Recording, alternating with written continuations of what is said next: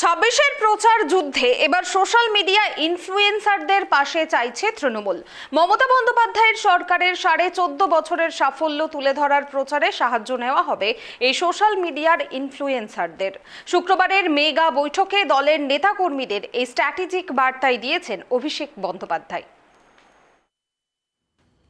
বছর ঘুরলেই রাজ্যে বিধানসভা নির্বাচন, এসআইআরকে ঘিরে ইতিমধ্যেই চড়ছে রাজনৈতিক উত্তাপ। এমন আবহে বছরের শেষ শুক্রবারে ভার্চুয়াল বৈঠকে দলের নেতাকর্মীদের সামনে আগামী লড়াইয়ের রূপরেখা স্পষ্ট করে দিলেন অভিষেক বন্দ্যোপাধ্যায়। বৈঠকে উপস্থিত ছিলেন প্রায় 5,000 নেতাকর্মী। মমতা বন্দ্যোপাধ্যায়ের সরকারের গত 14.5 বছরের উন্নয়ন ও উন্নয়নমুখী কর্মযজ্ঞ নিয়ে আলোচনা করার পাশাপাশি নির্বাচনের স্ট্র্যাটেজি নিয়ে এদিনের বৈঠকে আলোচনা হয়েছে বলে দলীয় সূত্রে খবর। বিকেল 4টে নাগাদ ভার্চুয়ালি বৈঠক শুরু করেন তৃণমূলের সর্বভারতীয় সাধারণ সম্পাদক।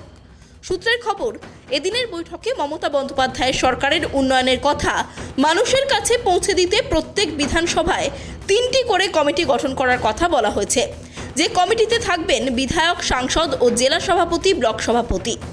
26-এর নির্বাচনের আগে মমতা বন্দ্যোপাধ্যায়ের সরকারের গত 14.5 বছরের উন্নয়নের কর্মযজ্ঞের কথা তুলে ধরতে প্রতি বিধানসভায় 4টে ব্লকে জায়ান্ট স্ক্রিন লাগিয়ে সন্ধেবেলায় উন্নয়নের পাঁচালীর ডকুমেন্টারি দেখাতে হবে বলে জানানো হয়েছে বৈঠকে। শুধু তাই নয়, উন্নয়নের পাঁচালী মমতা বন্দ্যোপাধ্যায়ের সরকারের সাফল্য তুলে ধরতে প্রচারে সাহায্য নেওয়া হবে সোশ্যাল মিডিয়া ইনফ্লুয়েন্সারদেরও।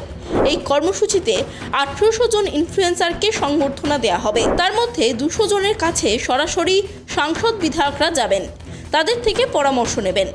বাকি 1600 জনের সঙ্গে এলাকা ভিত্তিক সাক্ষাৎ করবেন দলের নেতাকর্মীরা। তাদের কাছে রাজ্য সরকারের উন্নয়নের পাঁচালীর কিট পৌঁছে দেওয়া হবে। এছাড়াও জনসংযোগ বাড়াতে ডোর টু ডোর ক্যাম্পেইনে জোর দেওয়া এবং ডিজিটাল মাধ্যমেও সাধারণ মানুষের সঙ্গে যোগাযোগ বাড়ানোর নির্দেশ দেওয়া হয়েছে বৈঠকে। উন্নয়নের পাঁচালী শুধু খতিয়ান নয়, 26-এর আগে গোটা বাংলায় দলের এই রাজনৈতিক রিংটোন সেট করে দেওয়ার বার্তাই দিলেন অভিষেক। দেবযানী সরকারের রিপোর্ট, কেটিভি বাংলা।